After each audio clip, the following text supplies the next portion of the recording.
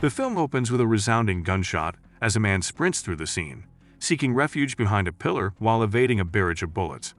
Fending off his assailants, he successfully retaliates by shooting one of them. In an attempt to escape, he urgently contacts his designated getaway driver, who assures him of a prompt arrival. While in motion, the fleeing man is unexpectedly struck by a car. The arrival of the police forces the getaway driver to hastily depart. The narrative then shifts to Paul, an ordinary individual residing with his expectant wife, Taryn. She eagerly anticipates the arrival of their baby and urges Paul to complete the nursery. The news reports another distressing incident. District Attorney Joshua Gregory becomes the latest victim in a series of attacks on prominent figures.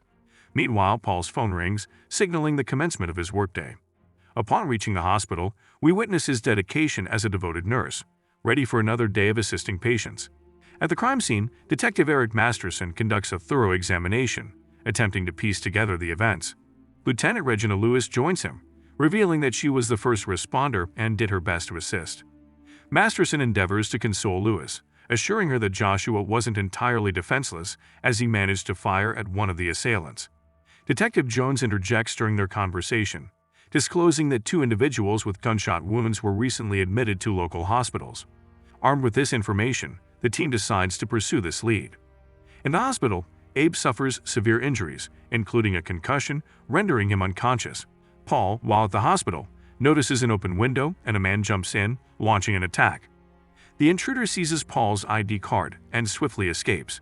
Subsequently, Paul provides a statement to Lewis and briefly converses with her before she hands him her contact card. Janet, the manager, advises Paul to take the remainder of the night off, prompting him to return home. When he shares the unsettling events with his wife, she becomes slightly alarmed. While Paul is in the bathroom, he is suddenly struck from behind. The assailant also targets his wife before returning to incapacitate Paul. Later, Paul regains consciousness upon hearing his phone ring, and the chilling screams and sobs of his terrified wife reach him. On the phone, the mysterious caller informs Paul that he's unwittingly become entangled in a perilous situation. He directs Paul to return to the hospital and discreetly extract his brother without engaging in conversation, emphasizing that failure to comply will endanger his wife. Filled with urgency, Paul rushes back to the hospital, glancing at the card Lewis provided. A message prompts him to call the number on the card after leaving. Despite feeling overwhelmed and dizzy in the bathroom, Paul pushes himself to take action. Grabbing Janet's card, Paul methodically fills a bag with assorted medicines. He exits calmly and enters Abe's room, where he observes a police officer standing guard. Paul convinces the officer that Abe requires transportation to the imaging department downstairs, and the officer agrees to accompany them. While wheeling Abe down the hallway, the two detectives make their entrance into the hospital. In the elevator, Paul directs them to the third underground level while the officer is distracted by his phone. During the descent, the detectives discuss Abe and his brother, identifying them as street mercenaries working for someone named Big D, supposedly in debt to him. While in the elevator, Paul strategically disconnects a cable, feigning that Abe's heart has stopped. The unsuspecting officer reaches for a defibrillator, but Paul turns the tables by using it to shock the officer. As the detectives arrive at Abe's room, they find it empty. Paul administers adrenaline to awaken Abe, followed by a dose of morphine to keep him subdued. The detectives, observing the situation through the cameras, realize that Paul has Abe. Exiting the elevator, Paul and Abe sprint away, with the detectives in hot pursuit. They hurriedly ascend the stairs and narrowly slip through a gate. Confronting Mason, Abe accelerates, successfully evading him. Paul discloses to Abe the threat against his wife and unborn child. In a tense phone call, Abe contacts his brother, and they agree on a meeting point. Abe insists that his brother Matteo refrain from harming Paul's family. Paul briefly talks to his wife on the phone before Matteo, on the other end, reveals his identity. It becomes clear that the brothers are under pressure from someone named Big D. Seizing an opportunity, Paul's wife, pretending fatigued, elbows Matteo and attempts to escape. Matteo, brandishing a gun, issues a stern warning, cautioning her against any resistance to avoid danger. Meanwhile, the other pair heads to a location frequented by homeless people, prompting Paul to consult Lewis's card for potential leads. Meanwhile, Lewis delves into the connection between the two brothers and the DA's office. Masterson provides insight, explaining that Matteo faced a potential 10-year prison sentence, But the late Joshua had accepted a drive from Abe containing evidence against corrupt police officers. Back to the tension-filled situation with Paul, Abe advises him to sell his car and go home. However, Paul disagrees and insists on accompanying Abe. In a dramatic turn, Paul fires a shot near Abe, compelling him to relent and agree to Paul's company. The urgency arises as Abe realizes he needs a doctor to prevent collapsing, and they head to a station where the brothers plan to meet. Abe, sensing a potential trap, warns Matteo, but communication issues force Abe to create a diversion. Taran attempts to escape but is apprehended by Matteo. The police spot them, initiating a high-speed chase with Taran screaming as they dodge cars and speed away. Matteo's evasive driving causes 2 police cars to crash, allowing them to escape. Simultaneously, Paul and Abe manage to elude capture, but Abe requires another dose of morphine.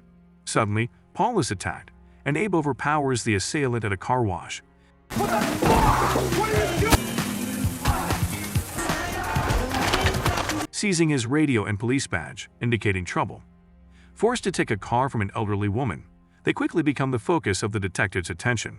The police persist in setting traps to halt their escape, but their attempts prove unsuccessful, leading to a confrontation with the detectives. Paul accelerates the car, closely following Abe's directions. Abruptly stopping, they create a makeshift blockade, abandoning the vehicle and fleeing on foot.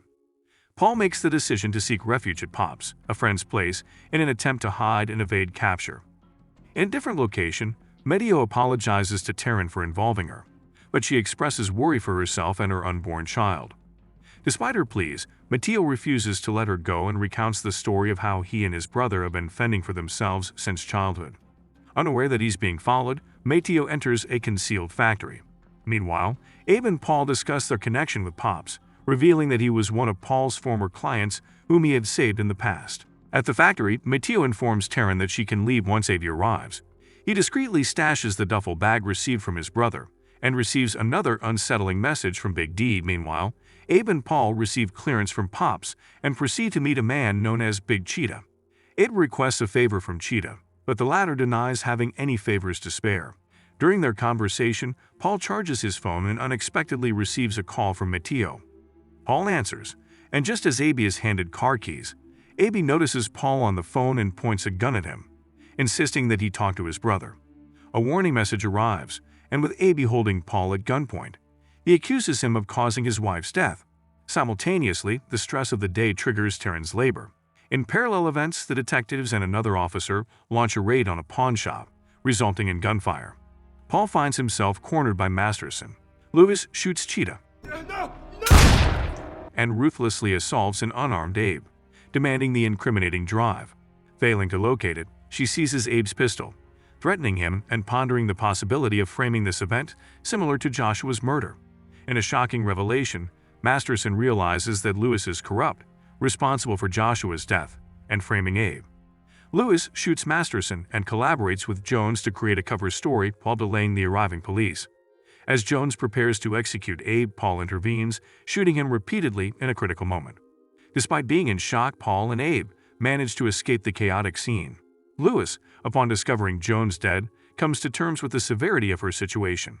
At the factory, Matteo carefully lays Taran down, who insists on the need for a hospital for childbirth. Matteo agrees but expresses the desire to inform his brother first. As he departs, he is suddenly shot, and a formidable assailant begins attacking him while Taran seeks cover. Despite Matteo's fierce resistance, he becomes overwhelmed, prompting Taran to intervene, only to be held at gunpoint herself. The assailant ultimately shoots Matteo. The narrative shifts back to Paul, who is grappling with his emotions. Abe attempts to calm him, but Paul is visibly struggling with the fact that he just shot a police officer. Shortly after, they arrive at the factory and discover a trail of blood, leading them to Matteo in a gravely injured state. Drawing on his nursing skills, Paul and Abe do their best to provide assistance. Matteo, in his weakened state, reveals that his wife has been taken, and Paul acknowledges the severity of Matteo's blood loss. As Matteo struggles to breathe, Abe comforts him until Matteo eventually passes away. Witnessing this, Paul reflects on the harsh reality that the brothers were just kids trying to survive the unforgiving streets together. Meanwhile, the thug who kidnapped Taran meets with Lewis, revealing himself as a corrupt cop. Lewis instructs him to eliminate all evidence from the pawn shop and to bring Taran inside. Back with Paul and Abe, Paul skillfully stitches up a wound that Abe sustained during the police chase. During their conversation, Paul mentions that he and his wife are expecting a baby boy. Abe retrieves the duffel bag containing the drive and his pistol, determined to take down every corrupt officer. Despite Paul's attempts to dissuade him, Abe insists it's the only way to save his wife. Paul suggests retrieving the tape from the pawn shop to incriminate Lewis. In the warehouse, Taryn is brought in, and Lewis falsely claims that Paul is responsible for her partner's death, vowing revenge. Meanwhile, Abe and Paul head to a trap house in pursuit of Big D. A formidable figure emerges, but he's not as imposing as expected. Accusing Abe of showing up while his men are hunting him, Big D deems the cash from the bag insufficient and orders his men to attack. Upon opening the flash drive, the men inside the trap house become apprehensive. Realizing the gravity of their overreaction, Abe reveals that the drive contains valuable information, including names, addresses, secret bank accounts, and passwords of corrupt cops. Surprisingly pleased, Big D welcomes Abe and Paul inside. Meanwhile, Lewis and her accomplice continue erasing evidence at the pawn shop. In a parallel narrative, Lewis, glancing at Taryn, decides to contact Paul directly. She delivers the information bluntly, informing him that his wife is in labor and may not survive for long. Lewis provides coordinates and a 1-hour deadline for Paul to arrive. Inside the trap house, Big D shares with Abe and Paul that his insider has informed him about the location where Paul's wife is being held, a building controlled by a drug trafficker. Intrigued by the entire story, Big D listens as Abe recounts the events leading up to the present, including his brother facing a decade in prison and negotiating a deal, the drive in exchange for his brother's freedom. Abe vividly recalls discovering Joshua dead and narrowly escaping through a window. The duo is then outfitted with police uniforms, with Big D asserting that they are now deputized. Big D and his men set out, with Big D adopting a theatrical demeanor, behaving as if he's directing a movie. Concurrently, Paul notifies Lewis of his arrival at the given location. In a carefully orchestrated scene by Big D, a car is pushed down the street, set ablaze with a Molotov cocktail, and collides with a police car, resulting in a fiery explosion near a police station. Seizing the opportunity, Paul calls 911 to report the fire, attracting the attention of the police. Big D instructs one of his men to capture the dramatic moment on film, aiming for the money shot. As Lewis arrives at the chaotic scene, an ambulance approaches, signaling the crucial moment for Paul and Abe to take action. Amidst the pandemonium, Taryn seizes the chance to escape and finds refuge in the building. Paul and a feigned injured Abe use the chaos as cover to sneak into the police station. Navigating through the corridors, Taryn is discovered and roughly handled by the corrupt cop. Lewis enters the police station but is swiftly confronted by Abe, who holds her at gunpoint and disarms her. Simultaneously, Paul rushes towards the sound of his wife's screams and engages in a fierce confrontation with the corrupt cop. Although initially struggling, Paul eventually manages to subdue the cop by stabbing him with a syringe. He then hurries to his wife's side, while Abe forces Lewis to the ground. Lewis rants about the rampant corruption, oblivious to the fact that Abe had covertly recorded her in her office. As she continues her diatribe, Abe abruptly silences her with a forceful kick. Meanwhile, outside the police station, Big D's associate announces the successful capture of the crucial footage, signaling the end of his involvement. News reporters on the scene cover the unfolding events. Abe approaches one of the reporters, handing over the hidden camera and finally allowing himself a moment of relief, accompanied by a subtle smile. Back inside the police station, Taryn is in the midst of childbirth. Lewis regains consciousness, catches sight of her own face on the news broadcast, and notices a pistol nearby. In a desperate move, she reaches for the gun, but police officers swarm the room. Despite her attempt to fire, Lewis is shot down by the officers. Fast forward 1 year, and Paul is joyfully engaging in a playful moment with his son, celebrating the child's first birthday. The family of 3 brings out the birthday cake, and Paul receives a touching message from Abe. The trio poses for a photo together, capturing the happiness of the moment. The scene then shifts to Abe, driving and smiling as he looks at the picture of the birthday celebration, content in the present. The end. So, what do you think of this movie? Did you enjoy the recap? Drop your thoughts in the comments section below. One like and subscribe is highly appreciated. Share this video to your friends and family too. And that's about it. Thanks for watching, and see you in the next videos.